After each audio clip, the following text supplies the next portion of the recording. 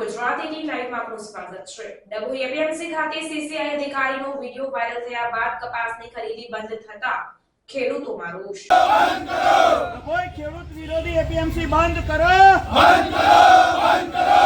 ખેડૂત વિરોધી સત્તાધારીઓને હટાવો! હટાવો! હટાવો! ખેડૂત વિરોધી બંધ।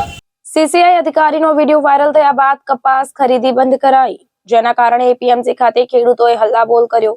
ડભોઈ એપીએમસી ખાતે ચેરમેન અને વાઇસ ચેરમેન હાજર ન રહેતા ખેડૂતો વિફર્યા। ડભોઈ મામલતદાર અને નાયબ કલેક્ટર કચેરી ખાતે આવેદનપત્ર આપવા પહોંચ્યા હોવાની માહિતી પણ સામે આવી છે।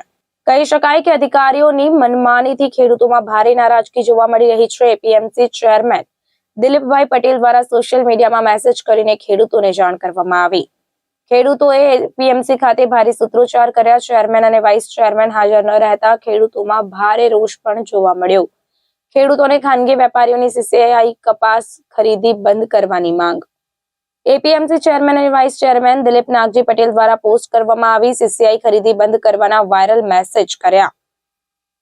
ખેડૂત વિરોધી એપીએમસી બંધ કરવા ખેડૂતોની માંગ ઉઠી। ડભોઈ તાલુકામાં ગઈકાલથી ધોળા કાળા કારો પર્દાફાશ થાય છે। ના ભાવે ગલે અધિકારી સત્તાની વેપાર મિલીભગત સામે આવી છે।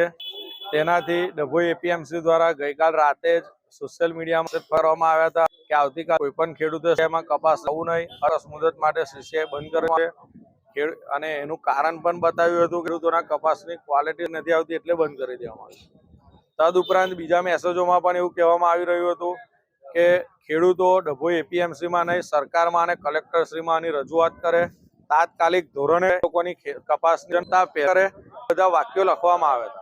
એના માધ્યમથી એ એપીએમસીના સત્તાધીશોને જણાવવા માંગુ છું કે ડભોઈ તાલુકાના ખેડૂતો કાં તો ગુજરાતના ખેડૂતો જો એપીએમસીની જરૂર હોય અને ડાયરેક્ટ ખેડૂતોએ સરકારમાં અને કલેક્ટર ઓફિસ કરવી હોય તો આવી એપીએમસીઓ બંધ કરી દેવી જોઈએ। ખોટા ખર્ચાઓ ના કરવા જોઈએ। એસીમાં બેસી નાસ્તા કરવા માટે ઓફિસ સરકારે નથી બનાવી। સર અને ખેડૂત છે કોઈ તકલીફ નથી, પરંતુ આ લોકો ખબર નહીં સત્તાધીશો અને અધિકારીઓ સાથે શું મિલીભગત, શું ખિસ્સા ભરવાની ટેવ છે, એના રૂપે ડભોઈમાં થશે। આ તમનું ધારાશ્રી છે। ખેડૂતોએ ધારાસભ્યશ્રીને 3 દિવસ પહેલા વાત કરી હતી, સભાના સત્રના લીધે રૂબરૂ હાજર નથી રહી શક્યા, પરંતુ તેમને ખેડૂતો બાહેધરી આપી સરકાર જે રજૂઆત કરવાની હશે ખેડૂતોની માટે આપશું। અને આજે અમે એપીના ડીનો અથવા ચેરમેન વાઇસ ચેરમેન હાજર નથી એટલે હવે સાહેબને આવેદન આપવા જઈ રહ્યા। ખેડૂતે ભાજપ કિસાન મોરચાના જિલ્લા પ્રમુખ, શહેરના પ્રમુખ, તાલુકાના સત્તાધીશો, ભાજપના હોદ્દેદારો બધા જ હાજર છે। ખરેખર આ આવી ખેડૂત વિરોધી નીતિ ના જ ચલાવી લેવી જોઈએ। તેના માટે બધા એક સંગઠિત થઈને આજે આ કાર્યક્રમ કર્યો છે।